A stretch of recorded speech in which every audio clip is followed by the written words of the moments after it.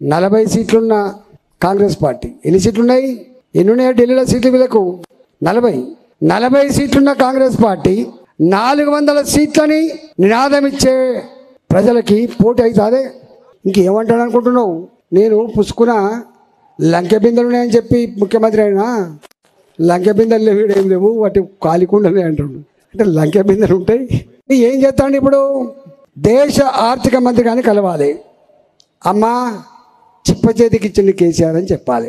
అమిత్ షా గారిని కలవాలి, మీ సహకారం కావాలని చెప్పాలి. ప్రధానమంత్రి గారు మొన్న వస్తే ఫస్ట్ వచ్చినప్పుడు ఏం చెప్పిండు? మా పెద్ద అని చెప్పిండు. మా పెద్ద మస్క కొట్టే ప్రయత్నం చేసిండు.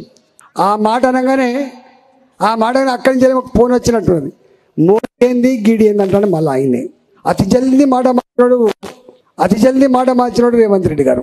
జర కేసీఆర్ టైం పట్టింది. 2016 ఇక్కడనే మెదకులు అనుకుంటా మిషన్ భగీరథ ఓపెన్ చేసినాడు. గజ్వల్లో కోమడి బండి అనుకుంటా ఓపెన్ చేసినాడు. మోడీ గారు మీ అంత గొప్ప నాయకుడు ఎవరు లేరు, మీరు ఎక్కడ కూడా కరప్షన్ లేకుండా యాసిల్ ఫ్రీ గవర్నమెంట్ నడుపుతూ ఉన్నారు, మీకు సల్యూట్ చేస్తున్నా అని చెప్పి మీరు మీ ఆశీర్వాదం మాత్రమే తెలంగాణ కావాలని చెప్పిండు. ఇక తదుపరి ఏం మాట్లాడినో నేను చెప్పాల్సిన అక్కర్లేదు.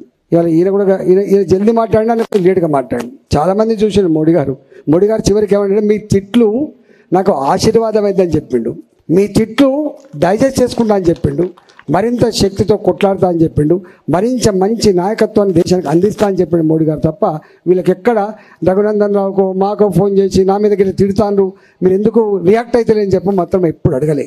అందుకే ఇవాళ మోడీ గారికి చరిత్ర ఇప్పటిదాకా గోదావరి మధ్య కొన్ని చెప్పినట్టున్నది. మీరు గ్రామాల నుంచి వచ్చిన కాబట్టి మీకు అర్థమవుతుంది. ఎలిగే లైటు, పెరిగే పచ్చటి మొక్కలు. మోడీ గారు ఎప్పుడు నేనిచ్చినాను మాత్రం అన్నాడు. చివరికి నీ గ్రామ పంచాయతీలో పనిచేసే సిబ్బందికి వచ్చే జీతభత్యాలు కూడా ఎక్కడి నుంచి వస్తున్నాయి? 15th finance commission, per capital income. Even మున్సిపాలిటీలలో కూడా గక్కడి నుంచి వస్తున్నాయి.